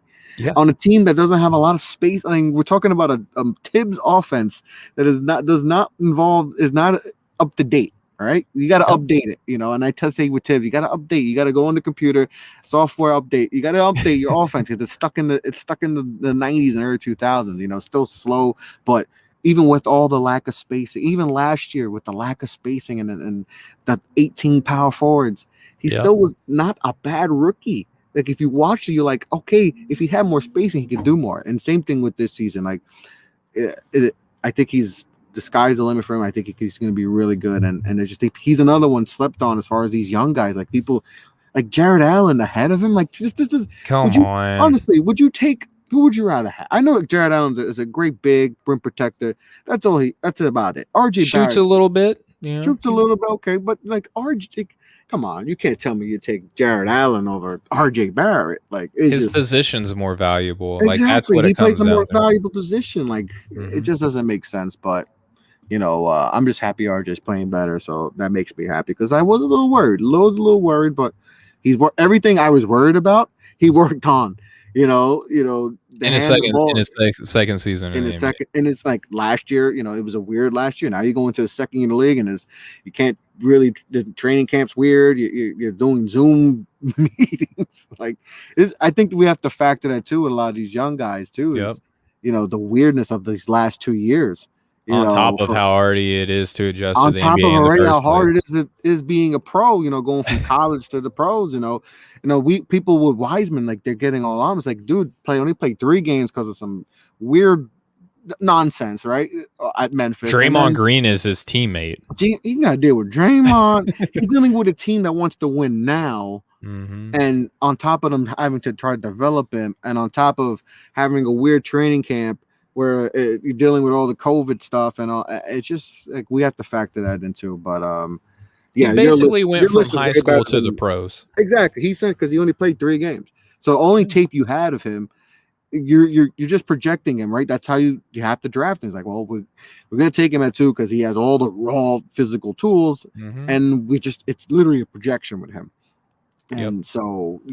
It's I think he will be good. I think he will be good, but the fit with Golden State, it sounded good, it felt right, but I don't know. It's just they're just and when it wouldn't shock me if in the off season they go after someone and he's a part of that package. They just trade him and Oubre for somebody like a Bradley Beal or something. Yeah, it wouldn't shock me at all because, like I said, they're in win now mode, and that doesn't. When you're in win now mode and you're trying to develop a young guy like that has the potential to be something special, it just isn't. It's not going to work out. Your attention's divided. Exactly, because you're worried about how do we get our 4th championship, but how do we develop this guy so how do we make Wiseman Tim Duncan while also winning Steph Curry another ring? Exactly, and it just doesn't seem like they have the. It just doesn't. I don't know. For me, it just doesn't feel right. Like. He's going to develop into the player he is with that environment. Like you need to be on a bad team to be able to learn all this stuff, but we'll see how it works. But I think he'll be fun. Yeah, and to your point with RJ Barrett, his passing, that 3 assists, to me that's like a college 3 assists. In college, when you look at assist numbers, you almost have to multiply them by 2, because of the shooting and things like that. But if you look at RJ's assist percentage, and I'm looking at this on Cleaning the Glass for anyone who wants to know where I'm getting my information from. Per Cleaning the Glass, he is in the 79th percentile, which is good. You want to be up there. The bigger the number, the better it is. So he's in the 79th percentile in assist percentage. That means when he passes the ball, that he's in the 79th percentile of when he passes the ball, it leads to a score, right? So that's huge right there. And since you're an RJ fan, I'll just read you my excerpt real quick. It's not very long. It says, RJ Barrett has a tough job. He plays for a passionate fan base that loves their team hard. Just ask Julius Randle. Barrett was taken 3rd in his draft class and infamously didn't make an NBA all-rookie team, largely due to the fact we believe voters simply forgot about him. The reason Barrett has improved in this season, Barrett has improved in almost every area of his game this season. What's crazy is that Synergy has him graded out as average on both ends of the floor. how we digest this is that Barrett is having a winning impact for his team in several aspects, and he hasn't even figured out his game yet. Not even old enough to drink alcohol. Barrett has shown that he has stuff in his game, but he must be able to take steps in all of them to realize his potential. He's got the size and feel for the game, so as his comfortability with the NBA grows, you can be sure his output will be right there with it. Barrett finishes 24th in our 25 under 25. Let's see who closes this out. That's my excerpt for RJ. How do you feel about that? No, it's spot on. Like you said, I felt like the last year with the rookie stuff, like not making all, it was just based off narratives. You know, obviously the Knicks, they missed out on everyone, blah blah blah, and just people just didn't care what RJ, like they just were so worried, focused on Zion and on Ja, that they didn't. And then they looked at, oh well, Barrett only shot 40% from the field, blah blah blah. It's like, well, guys, do you watch the games? Yeah. He has no space. He can't move. We got power forwards everywhere. Like, who's his point guard? Like, people didn't like not factor even that good in. enough for a second team though. Like, come on, he deserved to be on one of those. You can't tell me Terrence. I think Terrence Davis was on. Come on now, Yeah. Terrence Davis is. he's a fine player. It just but I also look at this as fuel for RJ.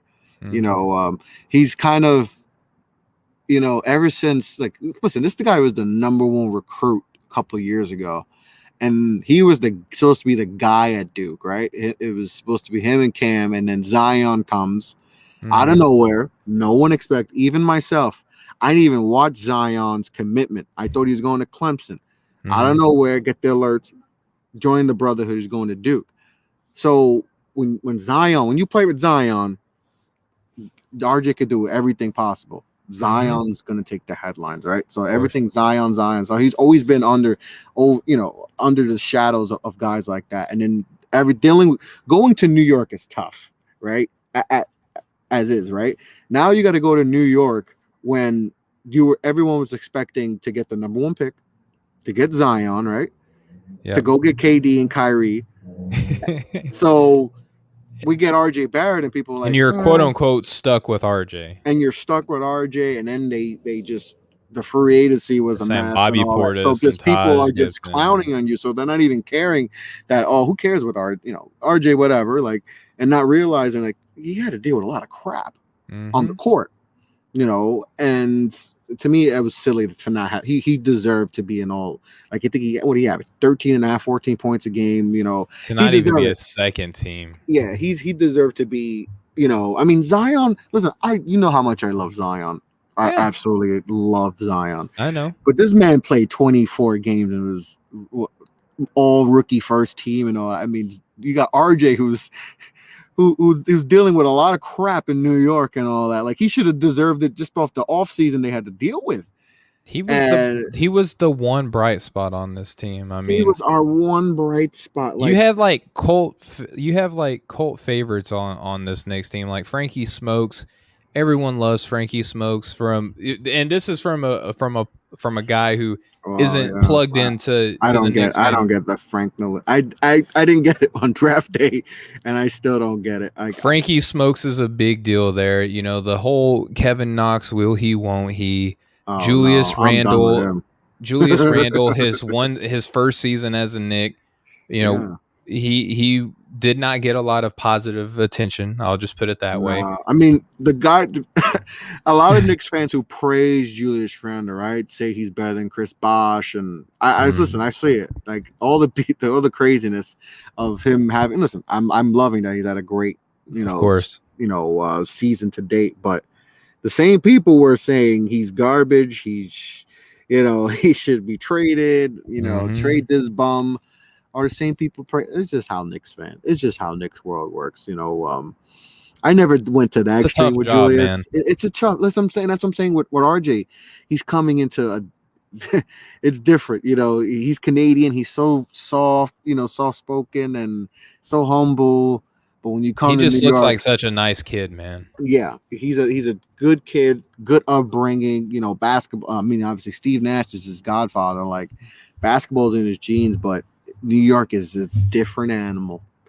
Yeah. I don't think people like. I know I'm from New York and I see it, but when I tell other people like it's different, the media will I've eat become more and you more like aware. that's why guys, even for they play for the Yankees, whatever, Giants, Jets, they leave there sometimes and they just like it better because they're just more freaky. You don't got to deal with all the BS, Yeah. So it's different. But for RJ, to get back to RJ, like I think he's going to be good and just disrespected as far as with the media. Like it just feels like he doesn't get the respect he deserves. And like he's playing winning basketball right now, so he should definitely be getting more recognition. So but like I said, I'm happy you have him ranked, so that makes me happy. Yeah, and part of me was just like, I don't understand why some of the guys didn't make ESPN's list, like DeAndre Hunter, for example, out of Atlanta. I like the kid a lot. I mean, he should be, because of his two-way ability.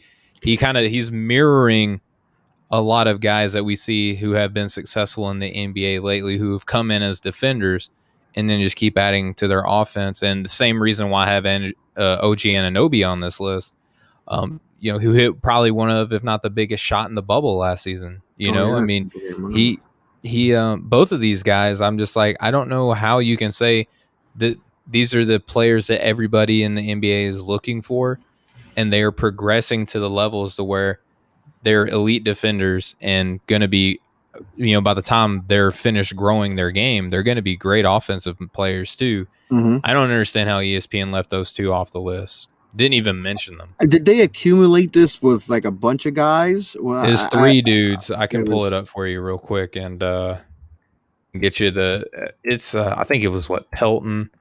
Here, let me scroll to the bottom of the list here. It was three dudes though that it made it. Hollinger? Was Hollinger? Not No, Hollinger's the athletic. Hollinger's not on The there. No, athletic. he's Marks, Sean what's Marks. There you go. Bobby Bobby Marks, Marks. Kevin Peltons, and Mike Schmitz. Mike Schmitz. Oh, Mike Schmitz is better than that. Mike Schmitz is good. Well, so what they did too is they provided their top 25 individually too. So Marks had Luka Zion. He had Michael Porter Jr. third. All right. Well, I'm done. Ben Simmons, Devin I'm Booker, done. Donovan Mitchell, De'Aaron Fox, LaMelo Ball, Brandon Ingram, Bam Adebayo, Jaylen Brown, Shai Gilgeous-Alexander. Tatum is 13th. Mikal Bridges. Oh my god. Jamal Tatum is Murray. 13. And I just pulled it up too, and and I'm reading another website who is like John Moran is 19th. It says Marks unexplicably put Tatum at 13. I just don't get it. Yes, Tyrese Halliburton 25th. Bobby Marks, you're better than that. Bobby Marks. I like Bobby Marks too, but now I gotta not like him. That Kevin Pelton. Yeah. Yeah, I just. Your boy Kevin Pelton had Emmanuel Quickly at 24. Oh, really? All right. Yeah, he had OG Anunoby on his list too. Even listen, I love Quickly, but putting him at 24 is kind of. He was on my list of candidates, though. I had Quickly on my list. He would be on like the next 25, like guys like he's in there like that, like the back end of the 40s or something. Maybe he could. What's crazy is all these dudes had LaMelo Ball in their top 4, so it's not like one of these dudes had him 1, the other dude had him 10, and the other guy had him 3 or whatever. I don't know how you put LaMelo at that high. Like it's just recency bias. I just think that's it. Like. I mean, how many of these guys had in their rookie season a LaMelo Ball season? And if you're going to say everything that LaMelo Ball is going to do is get better, like why can't you say the injury that he had is going to constantly be a thing going down there? I hope it's not, but I'm just saying, like, how can you segment one part of his season and then have Michael Porter have Michael Porter at 3? Like that doesn't make yeah, like Michael Porter is an injury, a back sprain away from being done for his career, like. And he's still like, even right now, as he's being healthy, he's still shown like you look at him like he's a 6'11" wing that can be a special scorer, right? But he struggles defensively. And yes, I know defense isn't everything. It matters about putting the ball in the bucket. But even with that, like it's only a big deal for Trae Young. Yeah, it's only only Trae Young doesn't play defense apparently, and then they put they forget that Michael Porter plays 0 and Trae Young, the highest he was between these three was on Pelton's board where he had him 14.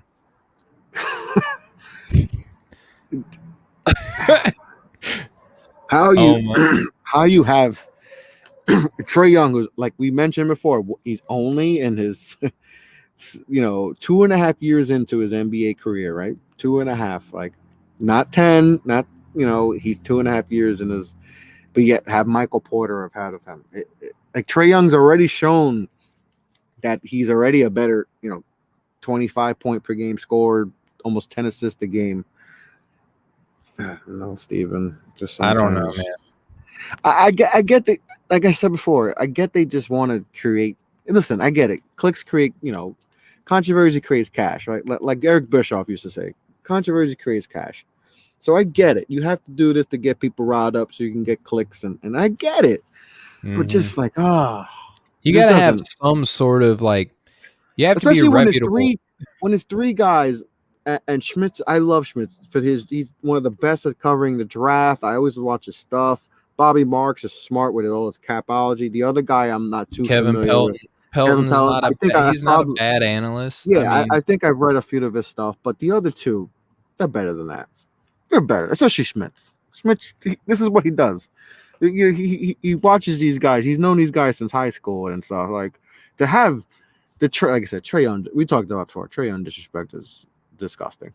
the highest all three of them had him was 14. That's ridiculous. Like that's just ridiculous. Yeah. I don't get the hate for him. I don't know if it's because people hate his hair or he's I hate his small. hair and I have him I set. yeah, I hate his hair too, and it's like no, this guy comes. And I think it's another thing too, and even though it shouldn't matter, like everyone's always gonna bring up the trade, Yeah, and that's what I'm thinking too. Like the and I think narrative that's that the like the Hawks narrative. could have had for The Hawks could have had Luca. And listen, if we're gonna be very yes, Luca's a better player than Trey Young, of but course. to say that the Hawks lost the trade. No, Hawks didn't lose the trade. Yeah, Luka may be is a better player right now. Right now, we still that's the thing. We don't know what Luka's like. Luka could break down in 2-3 years, and then Trey Young. Like that's the thing. We just don't know. Like, and you can't say they lost trade because Trey Young's an all star. And that's So my you didn't thing. lose the Like trade. You didn't lose. say They lost the trade if Trey Young's a bum. If yeah, he's averaging 12 and say they both hit their ceilings and like say they both hit their absolute best and say, okay, well, Dallas ended up with Larry Bird and Atlanta ended up with Steph Curry. Like, is it really a loss? Like it's that, not a oh, we loss. could have had Larry Nobody Bird, lost the but oh trade. no, we got Steph Curry. Nobody lost a trade. We still have years before we could even say And they that. got another player in the deal. Yeah, they got Cam Reddish out of that, and that could be a potential trade chip for them to get someone. Like the Hawks have a lot of ammunition, this offseason to pull off a monster move. And Bradley then you might look at different. Yeah, to me, I always said number one, they have the pieces that Washington would like that they can help try to build. Cam Reddish, DeAndre Hunter, Kevin Herter, Kevin Horter. They have so many pieces. John Collins, they got your so many boy pieces. Onyeka Okongwu. Yankee Okonwu, like, they have so many pieces to make a move. And then what if Trey wins the championship in 2 years and Luka it can get out of the first round? Oh, but it was because Trey got carried. That'll be that. Then everything's gonna watch. Everything will flip and be like, oh well, Luka's a bomb and Trey Young's a. So that's how. It's just how. What's it crazy works. is like if I'm LaMelo Ball and I look at this list, and if I'm LaMelo Ball, hopefully I've paid attention to the NBA over the past 3-4 seasons. Where you are right now is where Trey Young was in his rookie season. There was clamoring that Trey Young should have been Rookie of the Year. Like how quickly But that's the thing. People love how rookies. quickly will turn on you. People love rookies. Everyone loved Trey Young. Like, oh my god, maybe Atlanta won the deal. It's just second half of the season, Trey Young is the better player. Like that. That was the narrative. And then people criticize Luka. This is what happens. People fall in love with rookies. LaMelo's going to go through this in year 2 and year 3. It's going to happen. It's guaranteed to happen. So that's why you say you can't put LaMelo in because it's just recent bias. We love rookies. And everyone loves exactly. We build them up, and like if Luka doesn't win a playoff series, or he doesn't make the playoffs, let's say he ain't miss it, right? then he's going to get killed this offseason. Mhm. Killed. He was the So preseason MVP. I mean, this is even by me. they project to be a top 4 team, right? Mhm. MVP favor, right? The front runner to win the MVP. Mhm. If he doesn't win, he's not going to win the MVP, and there's still a chance they can miss the playoffs. Still a chance. So what happens? We're going to kill him. He's still in year 3. Well, no, Like, because he won't have any help. exactly. So it's just the rookie stuff is like I said. Everyone loved Trae Young. Now everyone hates him. You Yeah. know, Luka's going to be the same thing. He should have been an all-star this year, by the way. I mean, I put up my list, and he was an all-star. Everyone expects everything to be like this, quick. It's like we still got to let these guys develop. Like Trae Young's in his 2.5 year in the league. Yeah. He's about to finish his 3rd year of playing NBA basketball, and look what he's done in 3 years playing NBA basketball. This is his first time with a professional NBA head coach. No and knock a coach. against Coach Pierce. He has a real coach. So don't disrespect the Lloyd Pierce, but there's a big difference between Lloyd Pierce and Nate McMillan. And look what Nate McMillan's been done with this team, right? He went on what 9-0. They won 9 in a row to start. Like there's so many factors, but yet people just look at they don't like Trae Young style and all that, and they just hate on him. I don't either. And like I'm not a Trae Young dude. I don't like I'm not his either. Game. I don't like his game. I don't like his hair. I don't like his nickname. I don't like the celebration. I don't like any of that. But you know, if I'm being unbiased and an analyst and doing what I'm supposed to do, you can only hold him back so far, in my opinion. Exactly. Like it just gets ridiculous with hating on players and all that. Like I see that way too much. And ever since I started doing podcast, and I never was that even before I did podcasting or really diving into basketball and kind of being in the media, you know, kind of. I guess we are. We're media, Chris. We're media. Yeah, we're on a show. We're on a show and a podcast. But there's ways you can. There's different types of media personalities, right? There's guys like us who cover the game and just look at it. And listen, I'm a Knicks fan, right? Got the hat on, like, and obviously, and I praise you because you don't have a team in it, and I wish I sometimes could watch the game like that. But even as a diehard Knicks fan, I watch the game objectively, and I'm not gonna just be like, oh, everything's every time someone plays the refs are cheating against them and all this.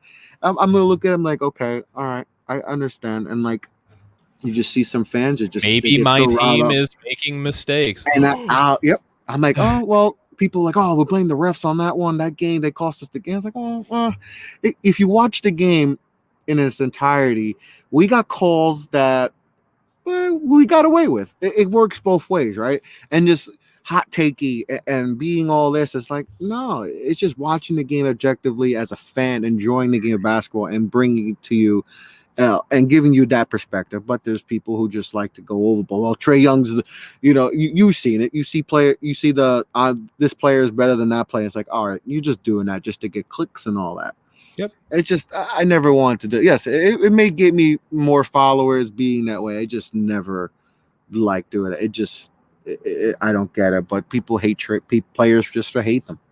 Yeah, it's crazy. I don't get it. You have what we always say is like you have people like us who I say that we're analysts, and even amongst analysts, like you have guys who are more traditional, like you call it the way you see it on the floor. I'm more of like I'm an analytics dude, but I also watch the game, so it's not like I'm just sitting behind a computer reading stats. Like I love watching basketball. I love to also correlate that to analytics, and I love looking and seeing like how far apart or close they are from one another. I think that's interesting to me. But you have analysts like us, and then you have what we call entertainers. And what entertainers get away with doing is saying the most outlandish stuff, and it's forgiven because, they're fun to watch. They're allowed to be wrong because they're entertainers. They can do that because they're entertainers. Like let one of us go and say some nonsense like that. You know what I mean? Exactly.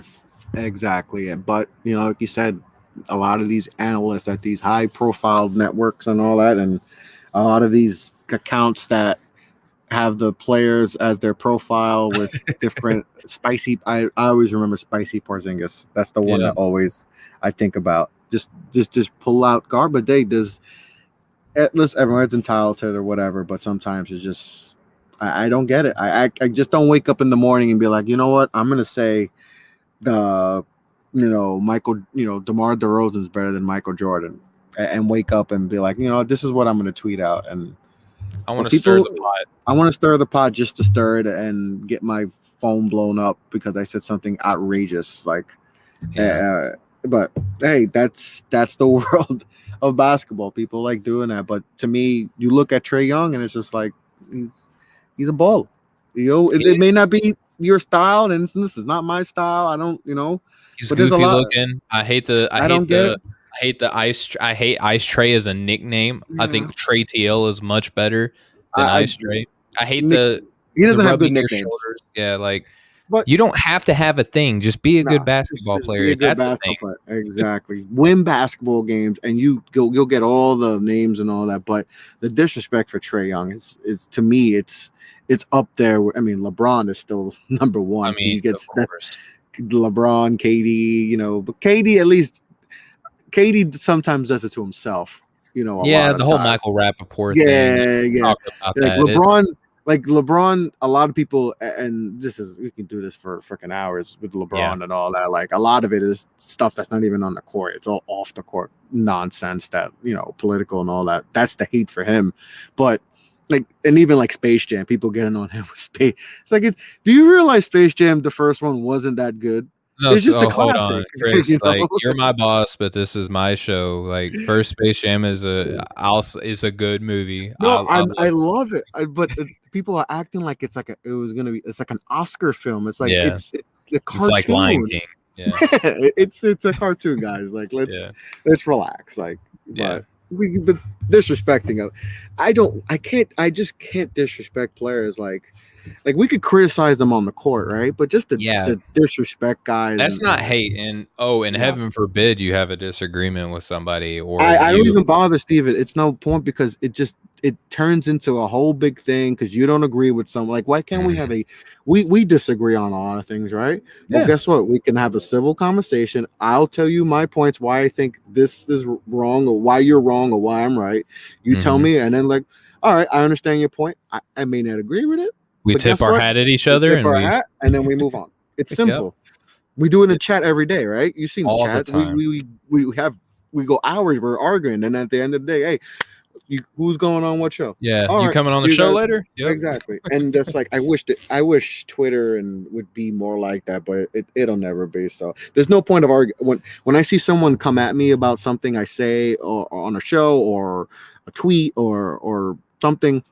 I don't argue. I'm like, okay, so tell me, explain. Okay, and I feel like, all right, I get you. I'm not gonna be like, oh, you're a freaking idiot. Right. Like you're an effing moron. Like, no, I'm like, all right, okay, I don't agree. This is why I think it this way, and I'm like, okay, like, and that's it.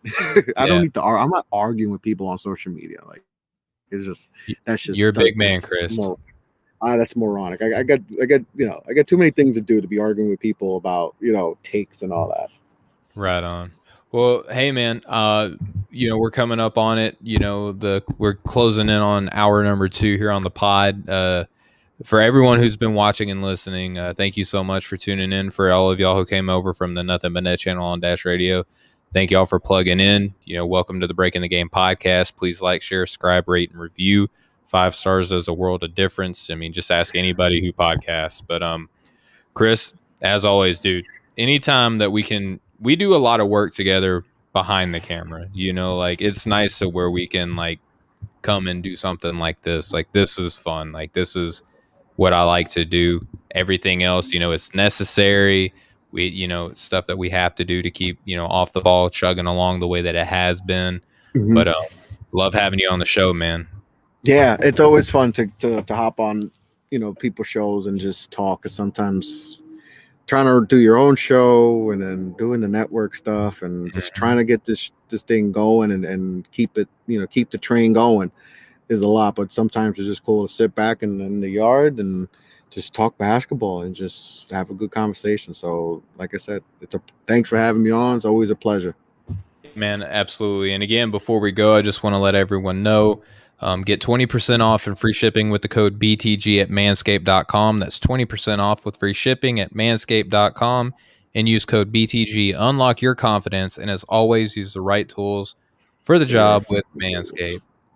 So I love that. Yep. I love doing that promo.